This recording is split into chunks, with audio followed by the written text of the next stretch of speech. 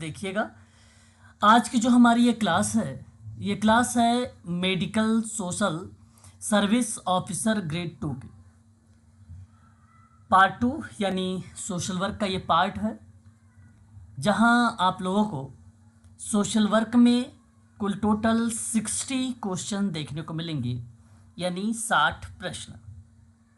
आपके पास कुल total 10 unit है, इसका मतलब है कि एक यूनिट से 6 प्रश्न आप लोगों से पूछे जाने की संभावना है। ठीक है, तो मेडिकल सोशल वर्क के संदर्भ में ये king George medical social work का सिलेबस है। यूनिट फर्स्ट कवर हो चुका है, सेकंड भी कवर हो चुका है, थर्ड भी कवर हो चुका है और 4 भी आपका यूनिट कवर हो चुका है। वहीं यूनिट 5 भी कवर हो चुका है, 6, 7 और 8 यूनिट आप लोगों की डन हो चुकी है। इसका वीडियो का प्लेलिस्ट और इसकी पूरी पीडीएफ आप लोगों को टेलीग्राम पर मिलेगा। जिन बच्चों के पास यूनिट 8 तक की वीडियो का प्लेलिस्ट ना हो या यूनिट 8 तक की उनके पास पीडीएफ ना हो, तो वो हमें पर्सनल व्हाट्सएप पर मैसेज करें, मैं आपको टेलीग्राम पर इसको दोबारा से शेयर कर दूंगा। जैसे ही आपका यूनिट नंबर 10 समाप्त होगा तो मैं एक बार फिर से यूनिट 1 से लेकर 10 तक की पूरी पीडीएफ और पूरा वीडियो का लिंक आपके चैनल पर डालूंगा। अभी मैं जिस बच्चों को भेजूंगा उनको पर्सनल भेजूंगा। अब देखिए, यूनिट नंबर 9 की पूरी पीडीएफ आप लोगों की बन चुकी है। इसकी पूरी पीडीएफ आप सभी लोगों को कल ही मैंने प्रोवाइड करा दिया है, आप जाके टेलीग्राम पर देख सकते हैं। पूरी पीडीएफ मैंने काउंसलिंग थ्योरी एंड प्रैक्टिस ये टॉपिक है, इसकी पूरी पीडीएफ आप लोगों के पास पहुंच चुकी है। इसका क्लास मैं आप लोगों का मंडे से स्टार्ट करूंगा। आज यूनिट नंबर 9 के संदर्भ में ही काउंसलिंग थ्योरी एंड प्रैक्टिस पर आधारित होगा आप लोगों का क्वेश्चन। किस तरीके से आगामी परीक्षा में आप लोगों को प्रश्न देखने को मिल सकते हैं, ये इसकी पीडीएफ मैं आप लोगों को जो है अभी इसके क्वेश्चंस करवाऊंगा और इसके जस्ट बाद आप लोगों की जब क्लास करवाऊंगा तो वहाँ पे दिखाऊंगा कि देखिए इस तरीके से प्रश्न के आधार पे टॉपिक पूछे जाते हैं, क्वेश्चन पूछे जाते हैं। तो इसमें मैंने लगभग आप लोगों को एक पीडीएफ मैंने आप लोगों को भेजा है 100 क्वेश्चन, जो बेसिकली इंग्लिश में है। ठीक है, इंग्लिश में है, हालांकि एकदम सिंपल वर्ड में है, और यदि आप लोगों को कोई समझ में नहीं आएगा कोई प्रश्न वगैरह तो मैं उसकी हिंदी भी आप लोगों को प्रोवाइड करा दूंगा। अभी मैंने केवल 100 क्वेश्चन की एक पीडीएफ मैंने इंग्लिश में आप लोगों को भेजा है और एक पीडीएफ मैंने आप लोगों को लगभग 80 क्वेश्चन की पीडीएफ भेजा है, जहां आप लोगों को आंसर नहीं मिलेंगे, आंसर की नहीं दी गई होंगी। ठीक है, वो मैं आपको प्रैक्टिस करवाऊँगा। और एक पीडीएफ आपको मिलेगी लगभग, वो भी 100 क्वेश्चन का ही होगा समथिंग, और उसके नीचे क्वेश्चन के नीचे ही आपको आंसर मिलेंगे। ये जो मैं पीडीएफ क्वेश्चन का बता रहा हूँ ये केवल यूनिट नंबर 9 का है। ठीक है, यूनिट नंबर 9 के क्वेश्चंस मैं केवल आप लोगों को प्रोवाइड कराया हूँ। फिलहाल शुरू करते हैं यहाँ से। बड़े ही ध्यानपूर्वक आप लोग प्रश्न को देखिएगा। काउंसलिंग थ्योरी एंड प्रैक्टिस पर आधारित है ये क्वेश्चन पेपर। और पहला सवाल देखिए, आप निश्चिंत रहेंगे, अगर कोई प्रश्न आपको समझ नहीं आएगा, ठीक है, तो आप ऐसा नहीं घबराने की ज़रूरत नहीं होगा, क्योंकि ये टॉपिक मैंने अभी करवाया नहीं है, केवल आपको इसलिए दिखा रहा हूँ कि आगामी परीक्षा में किस तरीके से काउंसिल से प्रश्न बनेंगे। ठीक है, जब मैं इसके टॉपिक कवर करूँगा तो आप आसानी से वो चीज़ें क्रम से देख लेंगे। तो पहला प्रश्न कहता है, काउंसलिंग प्रक्रिया में पहला चरण क्या होता है? कोई भी बच्चा जिनको पता हो वो एक बार मुझे बताना चाहेंगे, इस 4 ऑप्शन में कौन सी पहली प्रक्रिया होगी? निर्धारण। लक्ष्य निर्धारण। ओके, एक बच्चे ने यहाँ पे जवाब दिया है लक्ष्य निर्धारण। ओके, चलिए फिलहाल अब मेरी बात को बड़े ही ध्यानपूर्वक आप लोग सुनिएगा। ठीक है, इस प्रश्न के आधार पे मैं आप सभी लोगों को जो है प्रैक्टिस करवा रहा हूँ। और सवाल बहुत ही आसान था कि what is the first step in the counselling process, इसको इंग्लिश भी कहा जाता है।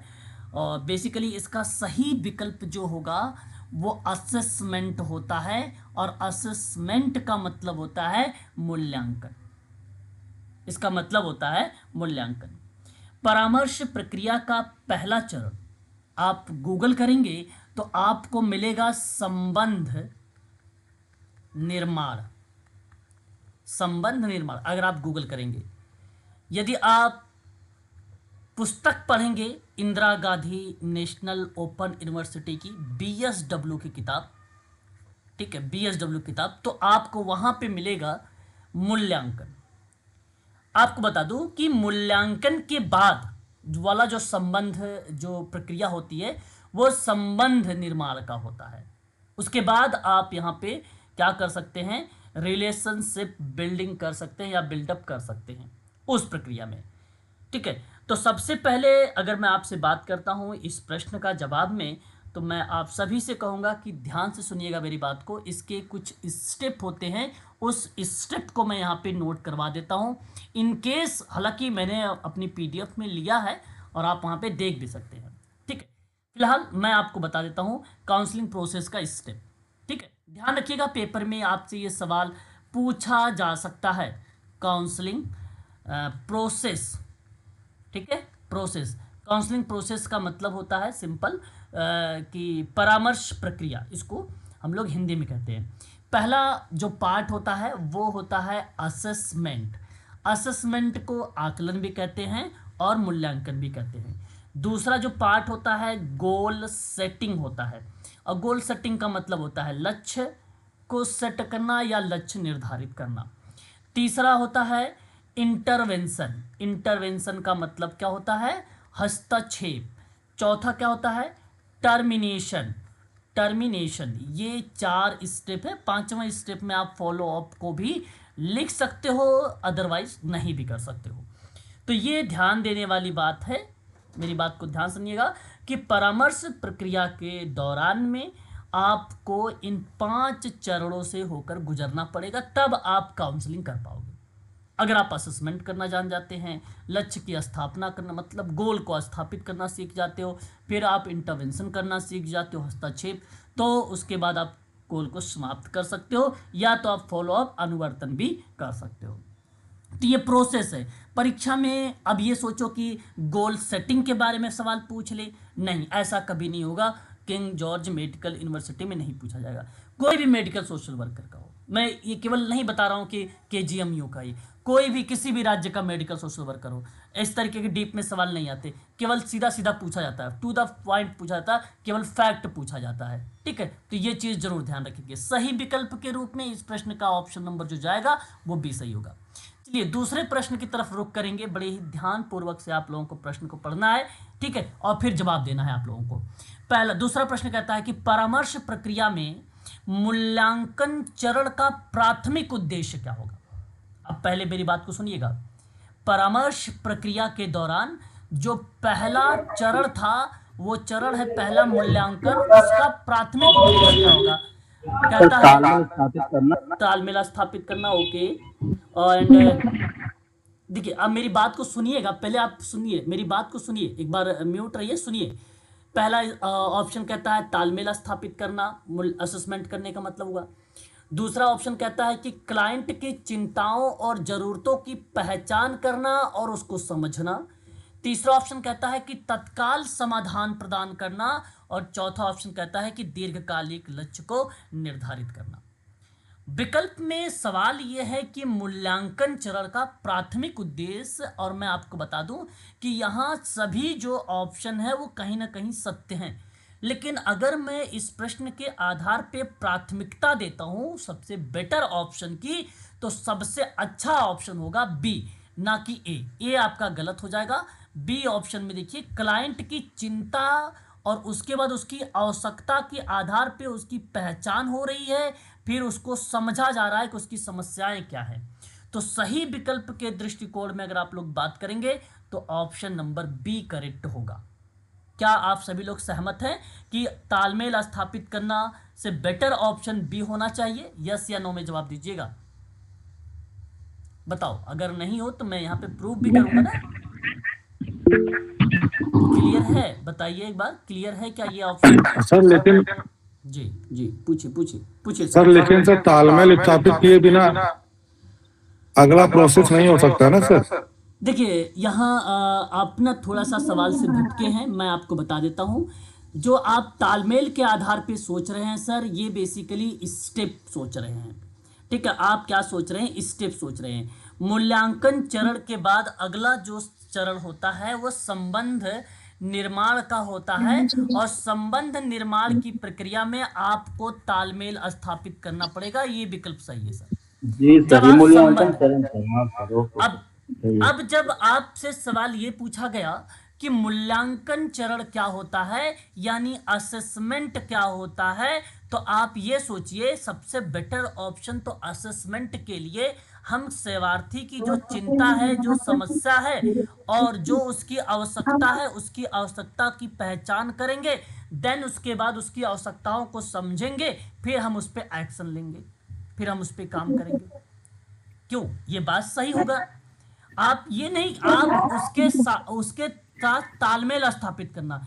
तालमेल स्थापित तब करोगे जब पहले उसकी समस्या जान जाओगे, ये समस्या है, ये प्रॉब्लम है, उसके बाद आप उसके साथ सामंजस्य बना लीजिए, फिर उसके बाद उसके साथ काम करिए। क्यों? बात तो यही सही है।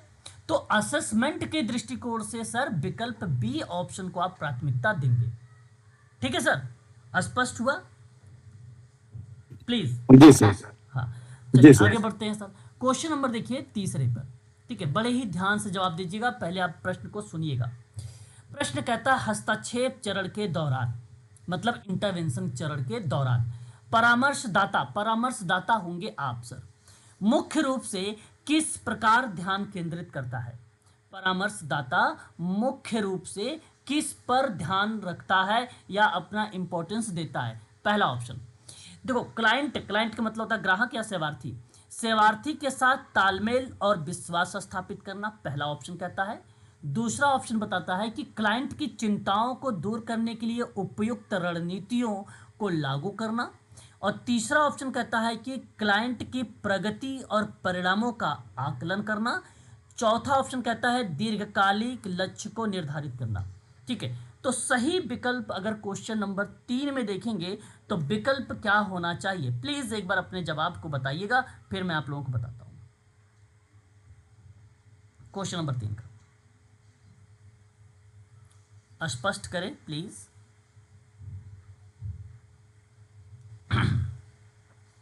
मैं बताऊं? चलो, अब ध्यान सुनिए। हस्तक्षेप का मतलब होता है इंटरवेंशन। इंटरवेंशन की प्रक्रिया में अगर हम बात करते हैं, इस प्रश्न के दौरान आप एक कार्यकर्ता हैं, एक परामर्शदाता हैं, तो मुख्य रूप से आपका जो ध्यान होना चाहिए वो ध्यान होना चाहिए कि सेवार्थी की चिंता को दूर करना और उपयुक्त रणनीति लगाना और फिर उस पर लागू करना। सही विकल्प के दृष्टिकोण से आपके आपके पॉइंट ऑफ व्यू से बी ऑप्शन सही होगा। क्लाइंट की आवश्यकताओं और उसके लक्ष्य के आधार पे आपको रणनीतियां बनाना पड़ेगा और तकनीकी को लागू करना पड़ेगा, ताकि पहचानी गई जो उसकी समस्या है इंटरवेंशन में, जो आपने आइडेंटिफाई किया है उसकी प्रॉब्लम्स, ठीक है, उसका समाधान आप कर सकें और सकारात्मक बदलाव को बढ़ावा दे सकें। इस आधार पे सही ऑप्शन जो है हस्तक्षेप की प्रक्रिया के दौरान में एक परामर्शदाता का जो रोल होता है वो उपयुक्त रणनीति को लागू करना, बट ध्यान रहे कि सेवार्थी की चिंता क्या है, सेवार्थी की समस्या क्या है, उस पर ध्यान को रख के रणनीति, तकनीक इत्यादि को आप लागू करेंगे। तो सही विकल्प ऑप्शन नंबर बी होगा। बी विकल्प करेक्ट माना जाएगा इस प्रश्न का। समझ रहे हैं मेरी बात? इस प्रश्न का ऑप्शन जो जाएगा वो बी वाला ऑप्शन सही होगा। थोड़ा सा मैं आपको बताना चाहूँगा, है ना, कुछ चीज़ें आपको बताना चाहूँगा, मेरी बात को बड़े ध्यान से सुनिएगा। जैसे मैंने कहा कि काउंसलिंग प्रक्रिया के दौरान कुछ स्टेजेस होते हैं, कुछ स्टेप होते हैं।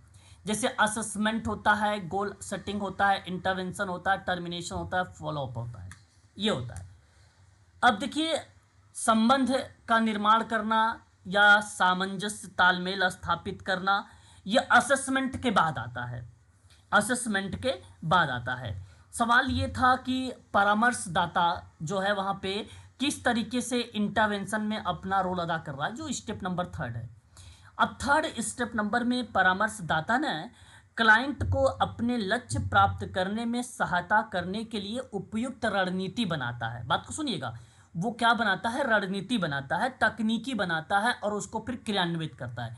हम क्या करते हैं, सबसे पहले असेसमेंट करते हैं, तो वहाँ पर असेसमेंट करने पर हमें ढेर सारी समस्या मिलती है। लाइक मान लीजिए 10 समस्या मिली, अब 10 समस्या पर तो आप काम करोगे नहीं।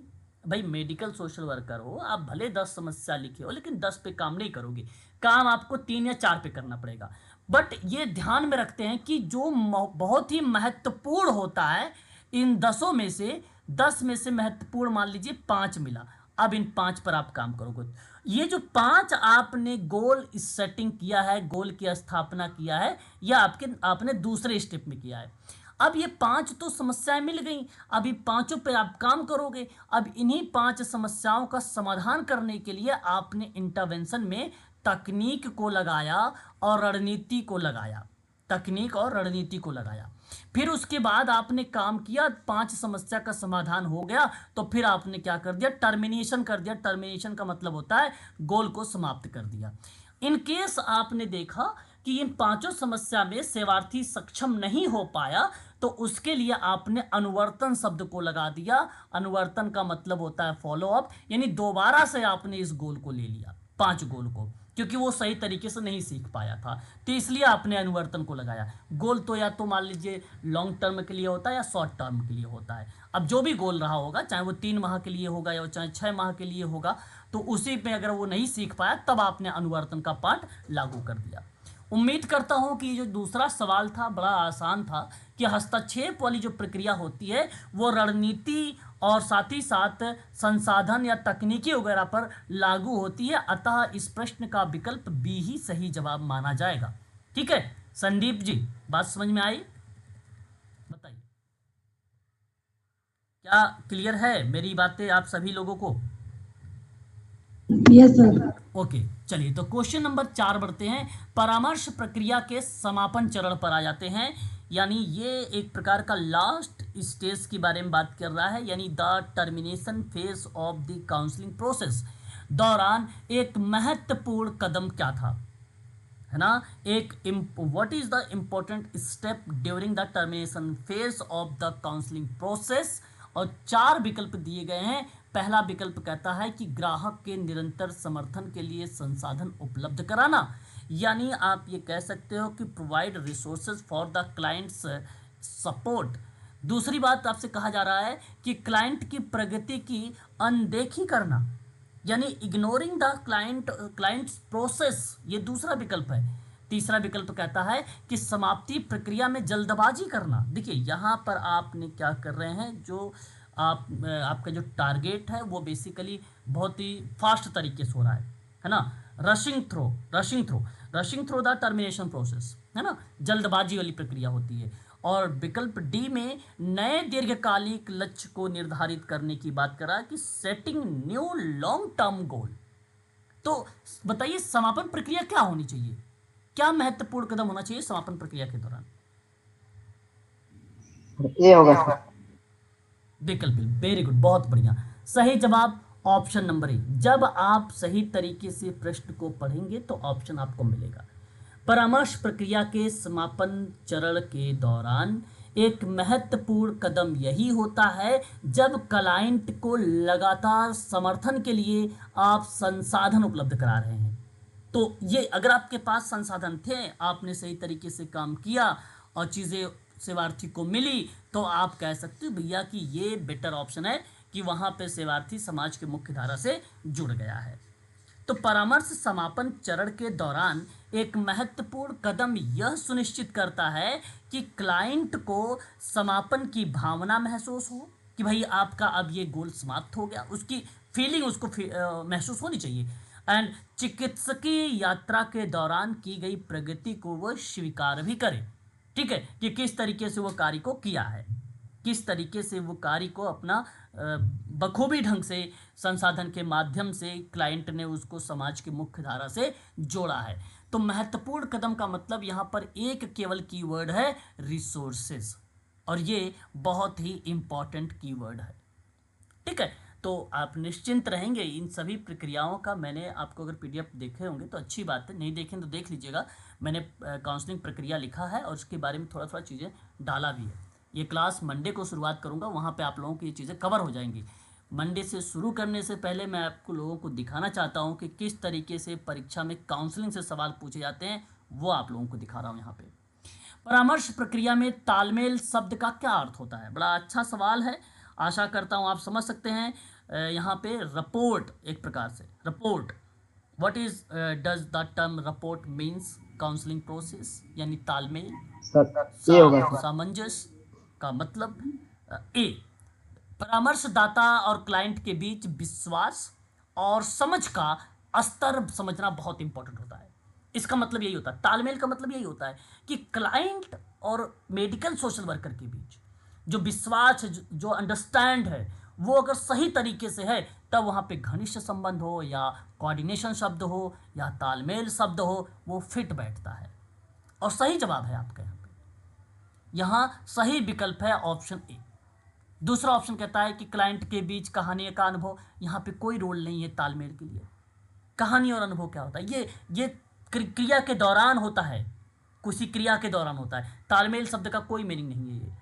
फिर कहता है क्लाइंट के चिंताओं और परामर्शदाता का विश्लेषण करना। ये देखिए, ये तालमेल नहीं बैठेगा कि आप परामर्शदाता का विश्लेषण कर रहे हैं क्लाइंट की समस्याओं का, यहाँ से कैसे तालमेल बैठेगा? आप अलग काम कर रहे हो।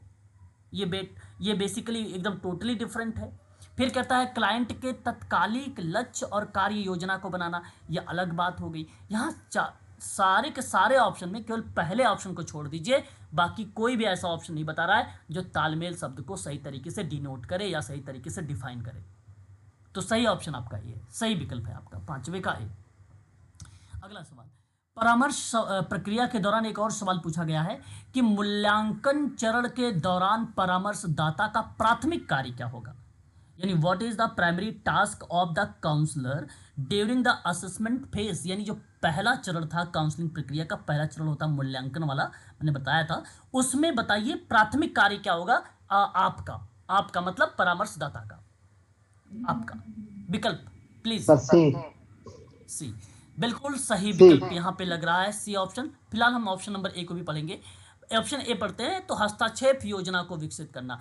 हस्तक्षेप योजना अलग है, मूल्यांकन चरण अलग है, टोटली डिफरेंट। इंटरवेंशन प्लान का पार्ट आपका तीसरे स्टेप में मिलेगा, ना कि पहले स्टेप में। देखिए यहाँ पे मूल्यांकन लिखा हुआ है, तो बहुत बच्चे सोच रहे होंगे कि सर मूल्यांकन तो पहला चरण होता है, आखिरी चरण होता है, अंतिम चरण होता है। हाँ, वो कहाँ पे होता है? वो केस वर्क के दौरान होता है, वहाँ अलग मीनिंग बनता है मूल्यांकन। यहाँ काउंसलिंग में ना पहला चरण होता है मूल्यांकन। मूल्यांकन का मतलब होता है असेसमेंट, इवैल्यूएशन मत समझ लीजिएगा।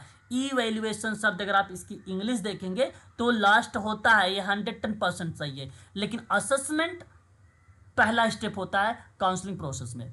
फिर देखिए यहाँ पे क्लाइंट के साथ तालमेल, विश्वास और का निर्माण करना। अब देखिए ये तो मैंने अभी ऊपर आपको बताया था, इसका मतलब है कि एक शब्द मैंने बताया था आप लोगों को, तालमेल। तालमेल का मतलब रिपोर्ट, एक प्रकार से कोऑर्डिनेशन शब्द का ये डिफाइन किया है परिभाषा, ऊपर वाले क्वेश्चन में था।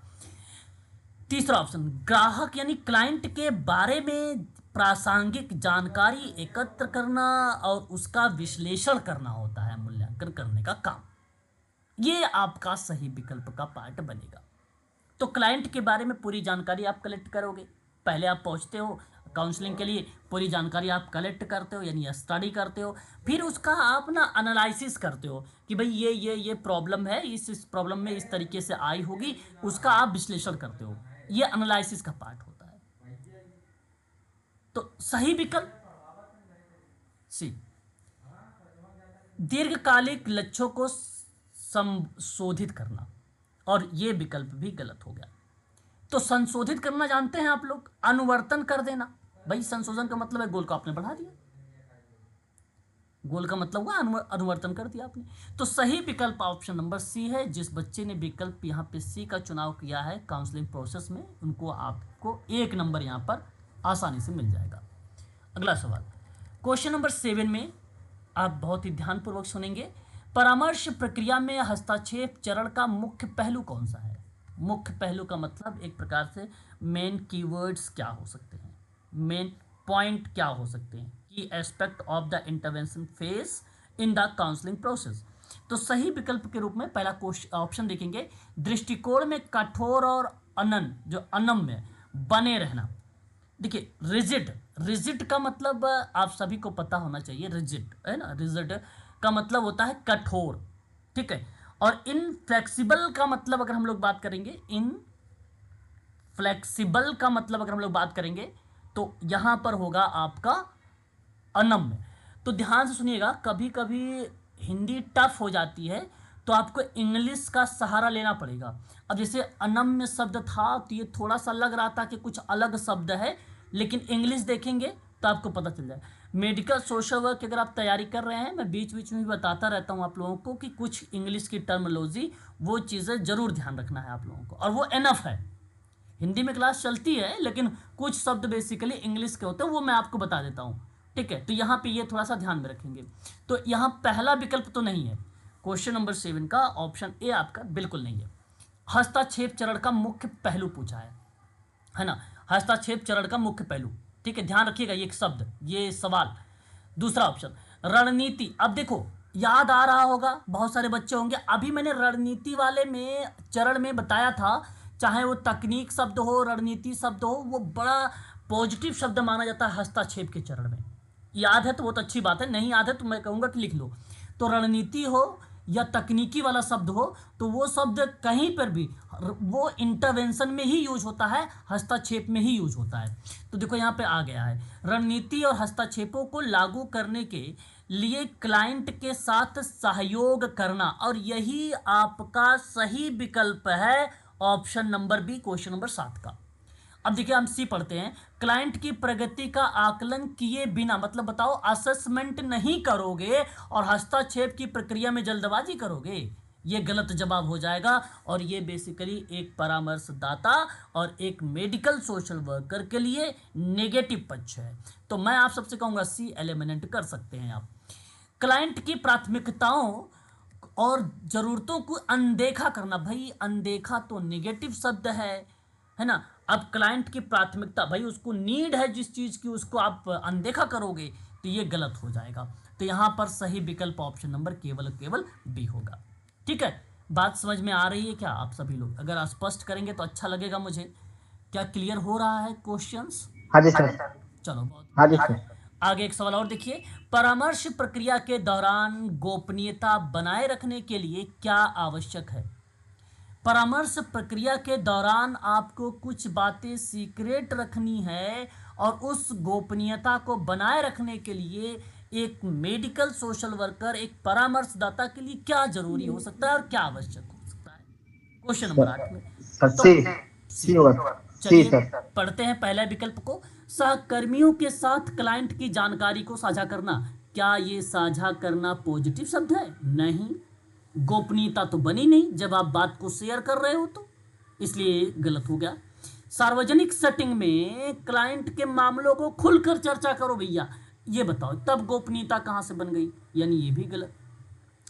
गोपनीयता बनाए रखना और क्लाइंट की जानकारी की सुरक्षा करना, ये बड़ा अच्छा ऑप्शन है सी विकल्प, और यही सी करेक्ट है। क्लाइंट की प्रगति के लिए सार्वजनिक रूप में उसकी सराहना करना, नो ये भी गलत है। ऐसा नहीं कि आप खुशी खुशी में उसकी सारी बातें ही शेयर कर डाले जो कि शेयर करने लायक नहीं थी, ठीक है। तो ये बिल्कुल गलत हो जाता है, विकल्प डी। तो सही ऑप्शन आपने भी बताया भी, सी ऑप्शन यानी थर्ड, ये ऑप्शन सही है। प्रश्न बड़ा आसान है, यदि आप प्रश्न को ध्यानपूर्वक पढ़ेंगे उसके बाद ऑप्शन लगाएंगे तो आप कर पाओगे। बहुत बच्चे होते हैं ना कि जैसे मैं यहाँ पर पढ़ रहा हूँ आराम से तो आ जाता है सवाल, कुछ बच्चे जब स्वयं करते हैं प्रश्नों को तो वहाँ पे उनको दिक्कत आ जाती है, या तो वहाँ पे जल्दबाजी वो करते हैं, ठीक है, वहाँ पे गलती कर जाते हैं, या फिर वो प्रश्नों को समझते नहीं है। क्योंकि आपको परीक्षा में, जैसे मैं यहाँ पे प्रश्न को रुक के पढ़ रहा हूँ, वैसे आपको परीक्षा में भी वही प्रक्रिया को लागू करना है, ठीक है, बात को समझिएगा। उसी तरीके जैसे मैं यहाँ पे कर रहा हूँ वैसे ही आपको वहाँ पे करना। जैसे देखिए, परामर्श प्रक्रिया में, यहाँ पे कॉमा भी है, यहाँ पे मैं रुक गया। परामर्श प्रक्रिया में परामर्शदाता के लिए यानी मेडिकल सोशल वर्कर के लिए आत्म जागरूकता का क्या अर्थ होता है? अब ये आत्म जागरूकता की बात क्लाइंट के दृष्टिकोण में नहीं है, आत्म जागरूकता जो बात कही गई है वो परामर्शदाता के दृष्टिकोण में है, उसके आधार पे सोचना है, ना कि सेवार्थी के आधार पे सोचना है। बात को ध्यान रखिएगा। अब देखिए हम बात करते हैं ऑप्शनों पर। पहला ऑप्शन कहता है कि अपने स्वयं के विचार, सर पहला भावना ही होगा। और पूर्वाग्रह को समझना। बिल्कुल सही जवाब, ये तो ये पहला होगा ही सर। सही हो गया आपका। अब देखो, एक ध्यान रखना, जब कभी भी आप परीक्षा में सवाल देखना और केवल शब्द लिखा रहे तो आप सीधा बंद इसको एलिमिनेट कर दीजिएगा।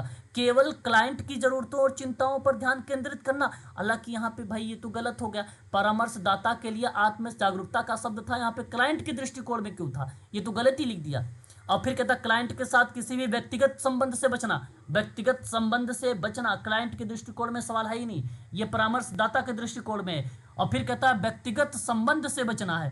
देखो ये बात सत्य है। अगर मैं आपसे बात करता हूं, जब अंतरंग, एक शब्द होता है अंतरंग और प्रत्यंतरण, अंतरण और प्रत्यंतरण। अंतरण का मतलब ये होता है कि सामाजिक कार्यकर्ता क्लाइंट के अंदर अपनी बहन या वाइफ या हस्बैंड या कोई भी ऐसा धारणा बनाता है, अपना रिलेशन बना लेता है उसके साथ, समझने लगता है कि आप हमारे भाई जैसे हो, आप हमारी बहन जैसे हो, आप हमारे वाइफ जैसे लग रही हो। इस तरीके की चीज़ें जब सामाजिक कार्यकर्ता सेवार्थी के साथ करता है तो ये नेगेटिव पार्ट होता है, वहाँ पे अंतरण बन जाता है। और ऐसा संबंध नहीं होना चाहिए, ऐसे संबंधों से बचना चाहिए। ठीक उसी तरीके से एक होता है प्रतिअंतरण। प्रतिअंतरण में क्या होता है कि जो सेवार्थी होता है, सेवार्थी अपोजिट उसके सोशल वर्कर के अंदर हस्बैंड, फादर, वाइफ, है ना, ये सिस्टर, ब्रदर, इस तरीके की चीजें धारणा बना लेता है वो मेडिकल सोशल वर्कर के प्रति, क्लाइंट बना लेती है। तो वो बेसिकली प्रतिअंतरण का पार्ट होता है, जो कि ये भी नहीं होना चाहिए। ये दोनों के दोनों नेगेटिव पार्ट है, ये बात जरूर ध्यान रखिएगा। परीक्षा में एक बार सवाल पूछा भी गया था इससे। ठीक है। विकल्प डी कहता है कि ग्राहक की समाधान को बताना। बिल्कुल, देखिए यहाँ सही ऑप्शन आप में से किसी बच्चे ने बताया भी है, ऑप्शन ए, और ऑप्शन ए ही सही जवाब होगा। क्वेश्चन नंबर 10, परामर्श प्रक्रिया के लक्ष्य निर्धारण। लक्ष्य निर्धारण मतलब देखिए तीसरा गोल आ गया आपका, लक्ष्य निर्धारण। गोल अभी मैंने आपको स्टैब्लिश करना बताया भी था। लक्ष्य निर्धारण चरण के दौरान एक महत्वपूर्ण कदम क्या हो सकता है। क्वेश्चन नंबर 10 के आधार पर हम लोग बात कर रहे हैं। यहाँ पर goal setting phase on the counselling process में क्या रोल होगा। पहला ऑप्शन, ऐसे लक्ष्य निर्धारित करना जो क्लाइंट की चिंताओं से संबंधित ना हो। ये तो गलत हो गया। ठीक है, सर्कल बनाओ और एलिमिनेट कर दो। प्राप्त करने योग्य और ग्राहक केंद्रित यानी क्लाइंट सेंट्रल टारगेट यानी लक्ष्य निर्धारित करने में क्लाइंट को शामिल करना। क्या ये बात सही है लक्ष्य निर्धारण का?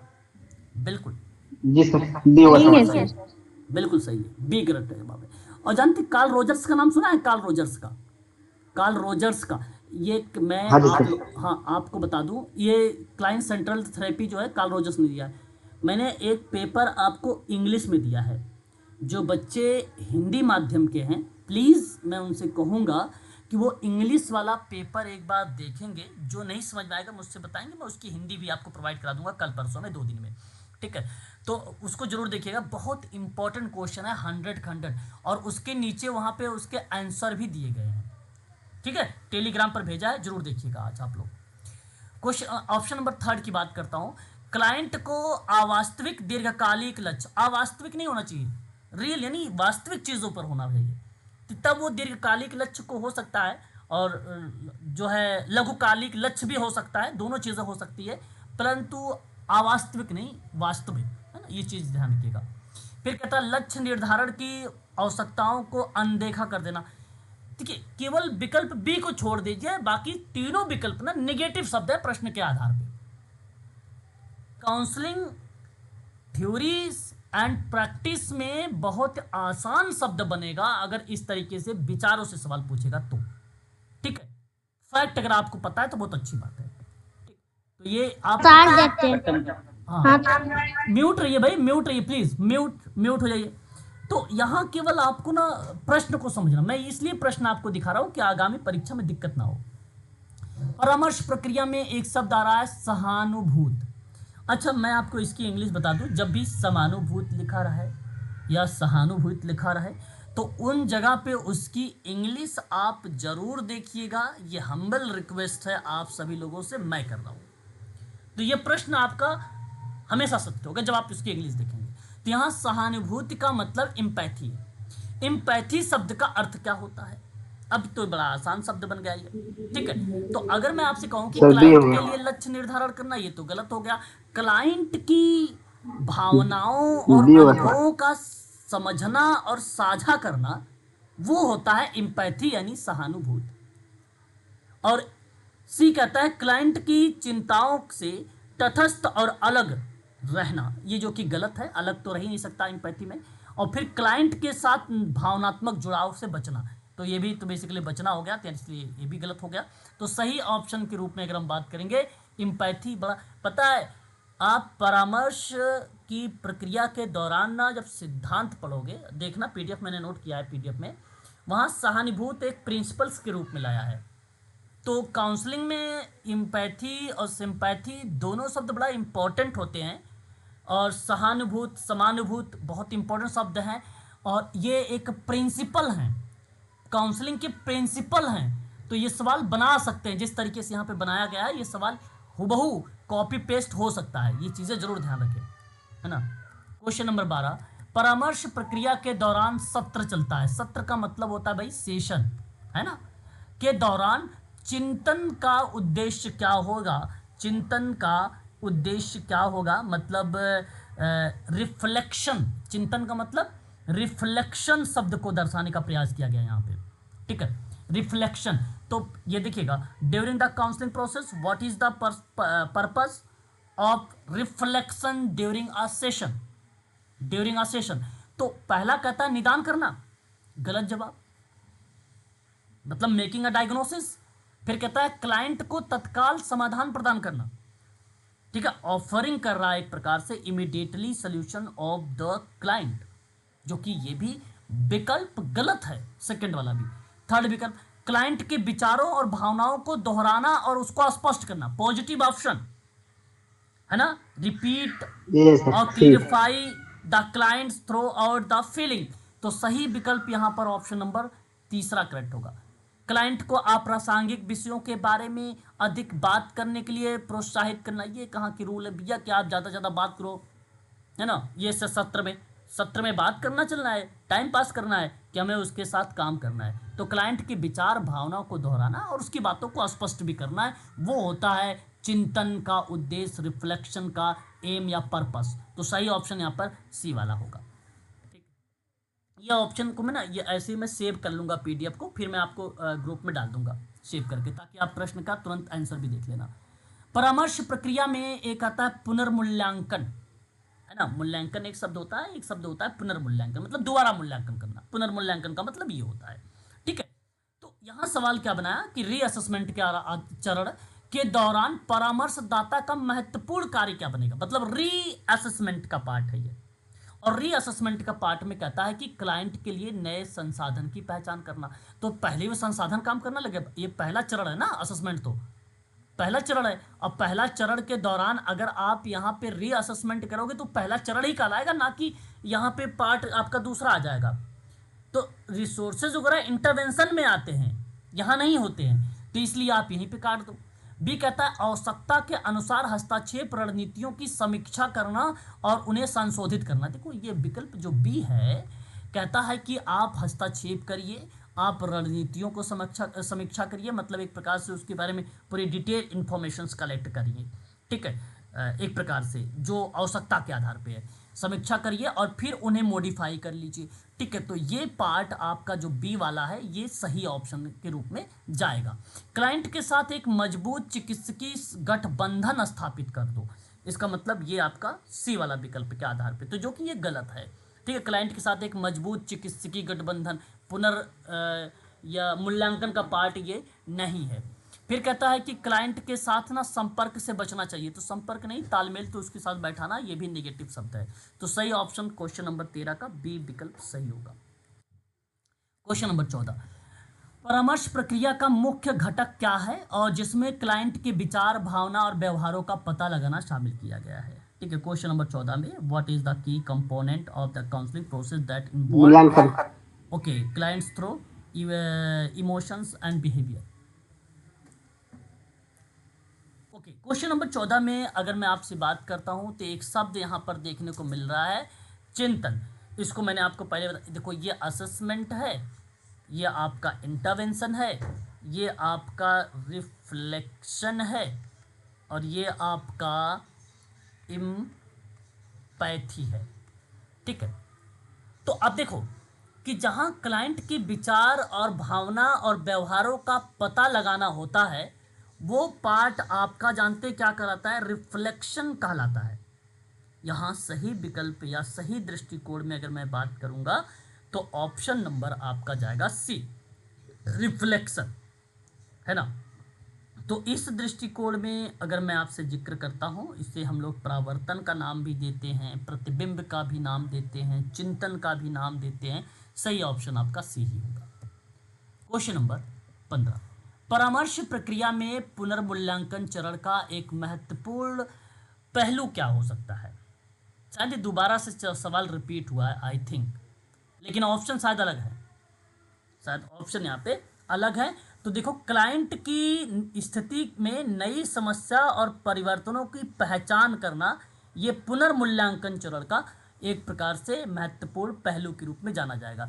तो मूल्यांकन प्रक्रिया को दोहराना मत समझिएगा कि जो प्रारंभिक वाली मूल्यांकन की प्रक्रिया है वो पुनर्मूल्यांकन का दोहराना का पार्ट हो जाएगा, नहीं, गलत हो जाएगा वो। ठीक है, क्लाइंट के में नई जो समस्या होती है और परिवर्तनों की जो पहचान होती है, इसलिए रीवैल्यूएशन होता है या रीअसेसमेंट होता है ना। आपने नई समस्या निकला तो इसका मतलब है कि आप दोबारा से कर रहे हो। आप परिवर्तन की आइडेंटिफाई किया कि उसमें भाई कुछ ना कुछ चेंजेस आए हैं, तो फिर आप रीअसेसमेंट कर सकते हो। अब ये मत सोचो कि एक काम को 2 बार दोहरा रहे हैं, 3 बार दोहरा रहे हैं तो हम ये रीअसेसमेंट करें, नहीं, ये रीअसेसमेंट नहीं होता है। वो आपकी फॉल्ट है कि आपने पूरा असेसमेंट नहीं कर पाया सही तरीके से, या आप ले रहे हो दोबारा से, या आपकी प्रॉब्लम है तो आप रीअसेसमेंट कर रहे हो, या आपकी प्रॉब्लम है। ठीक है, लेकिन क्लाइंट के दृष्टिकोण में काउंसलिंग प्रोसेस के दौरान में नई समस्या परिवर्तनों की जब पहचान होती है और उसके बाद आप नई चीज़ें निकाल लेते हो तो वो रीअसेसमेंट होता है, इस तरीके से होता है। तो परामर्श संबंध को बंद कर देना गलत हो जाएगा, क्लाइंट की परिस्थितियों में परिवर्तनों को अनदेखा करना ये भी गलत हो जाएगा। ठीक है, क्वेश्चन नंबर नेक्स्ट, परामर्श प्रक्रिया में स्पष्टीकरण की प्राथमिक भूमिका क्या होती है। स्पष्टीकरण के लिए प्राथमिक रोल क्या हो सकता है। ठीक है, क्लैरिफिकेशंस कहा जाता है प्राइमरी रोल में, क्या हो सकता है। तो क्या आप देखिए क्लाइंट, हाँ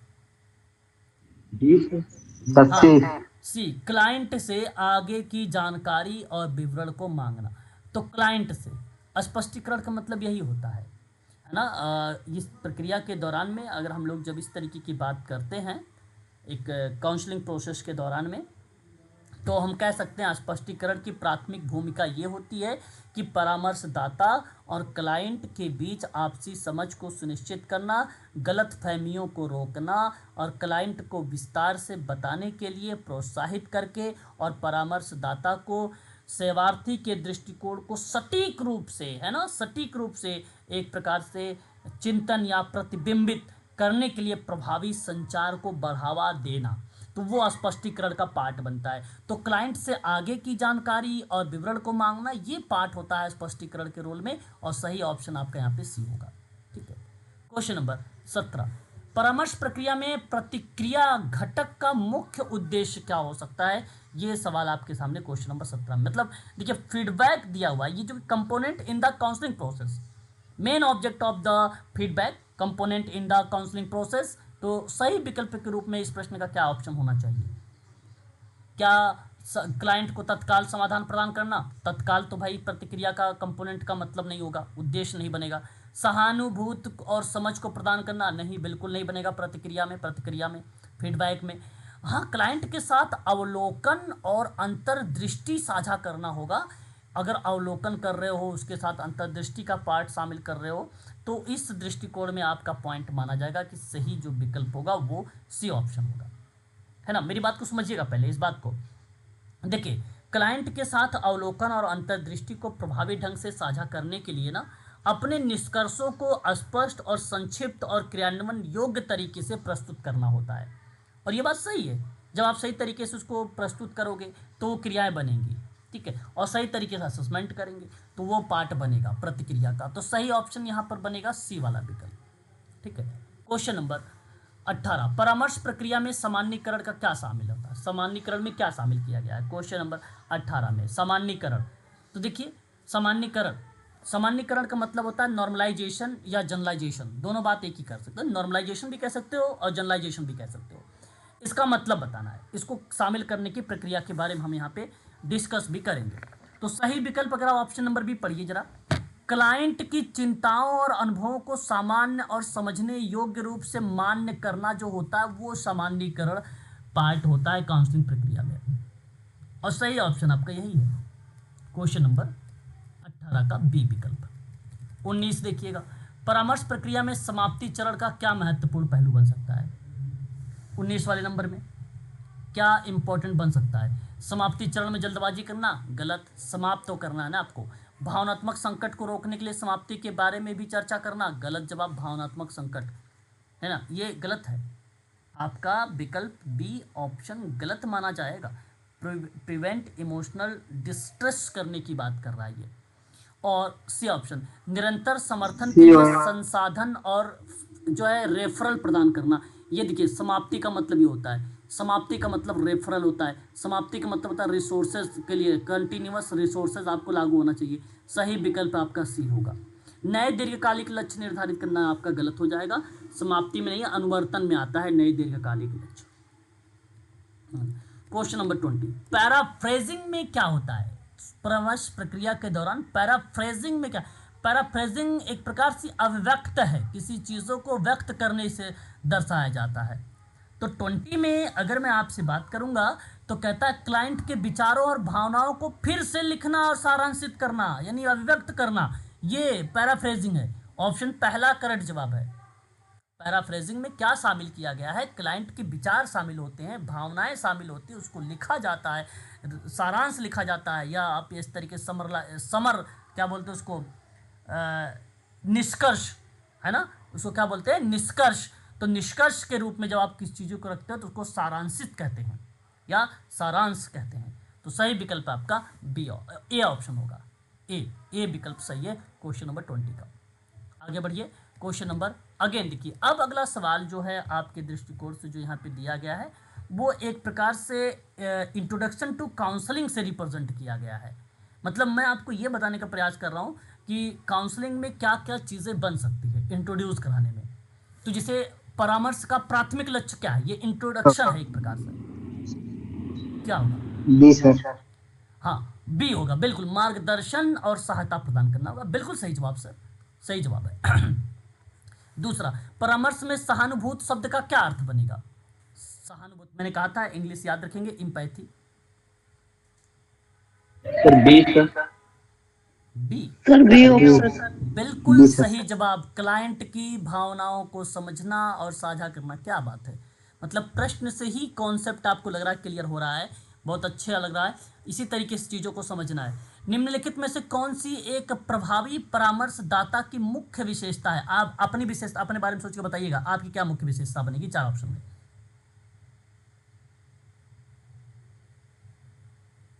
4 बी ऑप्शन। सर। बी बनेगा सर। बी बिना बी सर शर्त बी। सकारात्मक सम्मान प्रदर्शित करना। बिल्कुल व्यक्तिगत विश्वास किसी पे थोपना अच्छी बात नहीं है। क्लाइंट की समस्या का त्वरित समाधान प्रदान करना भी अच्छी बात नहीं है। ठीक है, स्टेप बाय स्टेप है ना, स्टेप बाय स्टेप। सक्रिय सुनने से बचना, ये तो गलत हो गया। एक्टिव सुनना, बचना नहीं होता है, एक्टिव सुनना होता है। ठीक है, तो बी विकल्प सही है। क्वेश्चन नंबर 4, परामर्श में गोपनीयता बनाए रखने का एक अनिवार्य पहलू क्या होता है? गोपनीयता बनाए रखने के लिए परामर्श में है ना, कॉन्फिडेंटली मेंटेन करना है। बताइए सी, या सुनिश्चित करना है कि क्लाइंट की जानकारी निजी और संरक्षित के रहे, और ये विकल्प सही है आपका सी। ठीक है, बहुत बढ़िया। क्वेश्चन नंबर अगर अगला, परामर्श प्रक्रिया में परामर्शदाता की भूमिका क्या होती है? परामर्शदाता आप हैं, आपका क्या रोल है? आपका रोल क्या है? क्लाइंट की चिंताओं का पता लगाना और सहयोगात्मक रूप से सहायता देना। बिल्कुल सही जवाब बी होगा, बी होगा। क्वेश्चन नंबर 6 में ABC very very most important शब्द मेडिकल सोशल वर्क में और वो भी काउंसलिंग में। ABC का मतलब, हालांकि मैं आपको बताऊंगा जी, मैं जी बताऊं? सर। नहीं, यहाँ मैं बताता हूँ, ये थोड़ा सा फैक्ट है, समझ लीजिए, क्योंकि आपने पढ़ा सर हाँ नहीं। सर बताइए। ठीक है, ये देखिए एबीसी क्या होता है। एबीसी ना एंटीसीडेंट मतलब होता है पूर्ववर्ती, अभी बताऊंगा इसका मतलब। एंटीसीडेंट मतलब पूर्ववर्ती, बिहेवियर यानी व्यवहार, और कंसिक्वेंस, कॉन्सिक्वेंस मतलब परिणाम। तो ये इस शब्द को समझिएगा पहले मेरी बात को। देखिए, मेरा कहने का भाव ये है कि व्यवहार विश्लेषण का सवाल है ये। अगर सवाल पूछेगा व्यवहार विश्लेषण, तो व्यवहार विश्लेषण का ये टॉपिक है, एक मिलेगा आपको। व्यवहार विश्लेषण के संदर्भ में पूर्ववर्ती से तात्पर्य होता है व्यवहार से पहले क्या होता है। नहीं समझा? व्यवहार से पहले क्या होता है? कोई बच्चा व्यवहार कर रहा है ना, मतलब मैं आपको पढ़ा रहा हूं, ठीक है, इस समय प्रेजेंट टाइम में ये मेरा बिहेवियर है। मैं इससे पहले क्या था, ये पूर्ववर्ती है। आप मेरी बात सुन रहे हैं अभी, ठीक है, या स्टडी कर रहे हैं, उससे पहले आप क्या कर रहे थे, वो पूर्ववर्ती है, वो पूर्ववर्ती है। और व्यवहार वह विशिष्ट क्रिया है, वह क्रिया है जो क्रियाएं बेसिकली हो रही हैं, या क्रियाएं जो की जा रही हैं, जो आप पढ़ रहे हो या व्यवहार कर रहे हो। जो मैं यहाँ पर आपको पढ़ा रहा हूँ, ये मैं आपके सामने व्यवहार कर रहा हूँ, यानी बिहेवियर कर रहा हूँ। ये शब्द यूज होता है बिहेवियर एनालिसिस में, ठीक है। और उसके बाद एक शब्द आता है कंसिक्वेंस, यानी परिणाम। परिणाम वह है जो व्यवहार के बाद होता है। अब इसके बाद मैं क्या करूंगा, पढ़ाने के बाद की प्रक्रिया के बाद, ये बिहेवियर के बाद मैं क्या करूंगा, वो जो रोल होता है वह कंसिक्वेंस होता है, वो परिणाम होता है। मतलब मैंने जो भी व्यवहार किया उससे क्या रिजल्ट आया, क्या निष्कर्ष आया, ये सब मैं कंसिक्वेंस में देखता हूं, परिणाम में देखता हूं। बात समझ में आई? प्लीज़ अगर समझ में आई तो बताइएगा, नहीं समझ में आएगी क्योंकि मैं इसका टॉपिक करवाऊंगा और फिर भी यहाँ पे आपको समझा जी करेंगे। सर। समझ में आया कि नहीं? हाँ जी सर। चलो बहुत बढ़िया, अच्छा लगा। अब एक बार थोड़ा सा और ध्यान से सुन लीजिए एबीसी, ताकि आप लाइफ में कभी भूलें ना। ए बी सी, बिहेवियर विश्लेषण में ये नाम हमें देखने को मिलता है एबीसी। एक एग्जाम्पल देता हूं, अगर किसी बच्चे को अपना कमरा साफ करने के लिए कहा जाए, है ना, किसी बच्चे को यदि अपना कमरा साफ करने के लिए कहा जाए और किसी व्यक्ति को फोन आ रहा है या किसी कुत्ते को कोई उपहार मिल रहा है, तो उस दृष्टिकोण में जो वो बिहेवियर कर रहा है उससे पहले उसका क्या रोल है, वो क्रियाएं एंटीसीडेंट या पूर्ववर्ती पार्ट होता है ना। और अगर मान लीजिए वही बच्चा, मैंने कहा कमरा साफ करने के लिए, तो वो चीज़ें बनी। फिर अगर बच्चा अपना कमरा साफ करने के लिए मना कर दिया, क्या कर दिया बच्चा, मना कर दिया, तो ये उसका बिहेवियर बना, उसका व्यवहार बना कि भाई उसने मना कर दिया, ठीक है, मना कर दिया। और फिर यदि किसी बच्चे को सफाई ना करने पर डांटा जाए, है ना, अब उसने व्यवहार तो मना कर दिया था, अब आपने क्या किया, डांट लगाई, तो वो उसने क्या किया, कमरे को साफ किया। तो किसी बच्चे को सफाई ना करने पर जो डांट लगी है वो परिणाम है, वो क्या है, परिणाम है, वो रिजल्ट है। फिर उसके बाद वो चाहे साफ करे या ना साफ करे वो अलग की बात है, लेकिन परिणाम उसके डांटने के बाद हुआ, निष्कर्ष स्पष्ट हुआ, ठीक है। तो ये होता है एबीसी, बहुत फेमस शब्द है मेडिकल लाइन का ये एबीसी शब्द। आगे बढ़ेंगे, अगला सर सवाल। इसमें एक चीज पूछना चाह रहा था। जी जी, पूछिए पूछिए।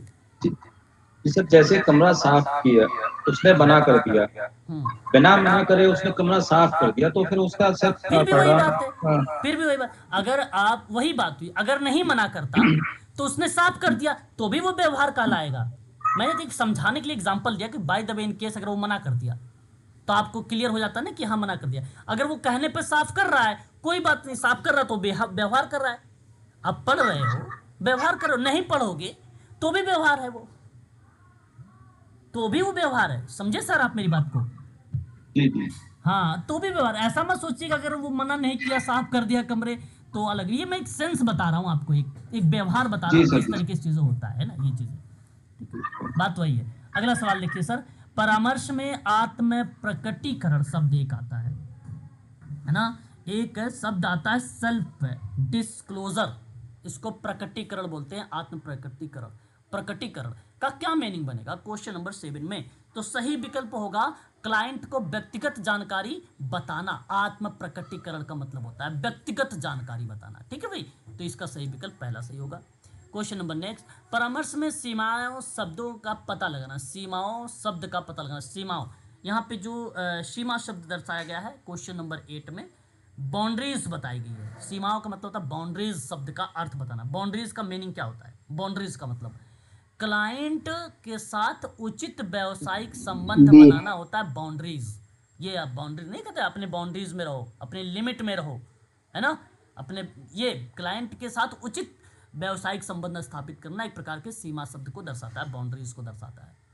क्वेश्चन नंबर 9, कि परामर्श में जो सत्र के दौरान चिंतन शब्द है, अभी मैंने आपको पढ़ाया भी है, शायद दोबारा रिपीट हुआ है सवाल। रिफ्लेक्शन शब्द का एम बताना है, यहाँ पे पर्पस बताना है। तो आप देखिए क्वेश्चन नंबर सी वाले में कि विचार भावना को दोहराना और स्पष्ट करना, सही विकल्प सी होगा। रिपीट हुआ है क्वेश्चन, हूबहू वही है। ठीक है, क्वेश्चन नंबर 10 में देखिए, संज्ञानात्मक पुनर्गठन में क्या शामिल किया जाए, है ना, ये बड़ा अच्छा सवाल है। कॉग्निटिव, एक प्रकार से रीस्ट्रक्चरिंग, स्ट्रक्चर मतलब स्ट्रक्चरल का मतलब होता है गठन, और रीस्ट्रक्चरिंग का मतलब होता है पुनर्गठन। इसका सर मतलब बताइए। भावनाओं को दबाना सर। ऑप्शन नंबर पहला सही जवाब भावनाओं होगा। को क्वेश्चन नंबर 10 का सर पहला विकल्प सही होगा कि नकारात्मक विचार पैटर्न और विश्वासों को बदलना होता है संज्ञानात्मक पुनर्गठन सर, ये ऑप्शन सही है। तो देखो परामर्श में ना संज्ञानात्मक पुनर्गठन में एक प्रकार से जैसे अनुपयोगी कह लीजिए, अनुपयोगी के लिए इसका मतलब एक एक शब्द में बोलिए अनुपयोगी, या आप एक शब्द बोल सकते हो गलत विचार पैटर्न, गलत विचार पैटर्न, गलत विचार पैटर्न। ठीक है, ये भी बोल सकते हो आप। ठीक है, दोनों बात एक ही है। तो कहने का मतलब ये हुआ कि संज्ञानात्मक विकृतियां हैं ये पुनर्गठन। ठीक है, उसकी पहचान करना और उन्हें चुनौती देना, भावनात्मक कल्याण और व्यवहार में सुधार के लिए अधिक संतुलित और यथार्थवादी पैटर्न से प्रतिस्थापित करना होता है इसको। ठीक है, तो उस दृष्टिकोण में यहाँ इस प्रश्न का विकल्प के आधार पर बात करूंगा तो ऑप्शन नंबर आपका ए सही जवाब माना जाएगा, नकारात्मक विचार पैटर्न और विश्वास को बदलना। ठीक है, क्वेश्चन नंबर 11, कौन सा परामर्श दृष्टिकोण अचेतन संघर्षों और बचपन के अनुभवों की खोज और समाधान पर केंद्रित है? क्वेश्चन नंबर 11 में तो वो है मनोविश्लेषणात्मक परामर्श, और ये बात सिगमंड फ्रायड ने कहा था। क्वेश्चन नंबर 11 का सही विकल्प अचेतन से था, और सीधा सीधा आपका जवाब ए ही करेक्ट होगा। ठीक है, क्वेश्चन नंबर 12 में परामर्श में एक होता है एक्टिव लिसनिंग। ऑटो रैंक का नाम सुना है? सॉरी, ऑटो रैंक नहीं, यहाँ पे आएंगे कार्ल रोजर्स आएंगे। क्या नाम आएगा? कार्ल रोजर्स नाम आएगा। ठीक है, नाम सुना है आपने? क्वेश्चन नंबर 12 के अगर मैं एक्टिव लिसनिंग की बात कर रहा हूँ, नहीं जी सुना है सर। तो सुन लेंगे आगे। ठीक है। ठीक है, तो देखिए यहाँ अगर मैं एक्टिव लिसनिंग की बात कर रहा हूँ आप लोगों से, तो ये एक प्रकार से मनोचिकित्सा की तकनीकी है एक्टिव लिसनिंग। और एक्टिव लिसनिंग के दौरान में जैसे कोई बात है तो ध्यान रखना, सहानुभूति दिखाना, संकेतों से बात करना, फीडबैक के बारे में बात करना, बेहतर कम्युनिकेशन करना। ठीक है, इस तरीके के शब्द बेसिकली एक्टिव लिसनिंग में आता है।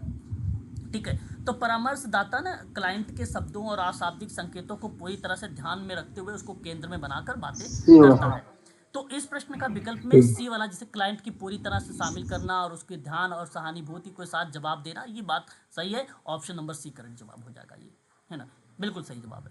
भय और चिंताओं के इलाज के लिए व्यवहार परामर्श में इस्तेमाल की जाने वाली एक सामान्य तकनीकी क्या हो सकती है? क्वेश्चन नंबर 13 में तो वो होगा एक्सप्लोजर थेरेपी।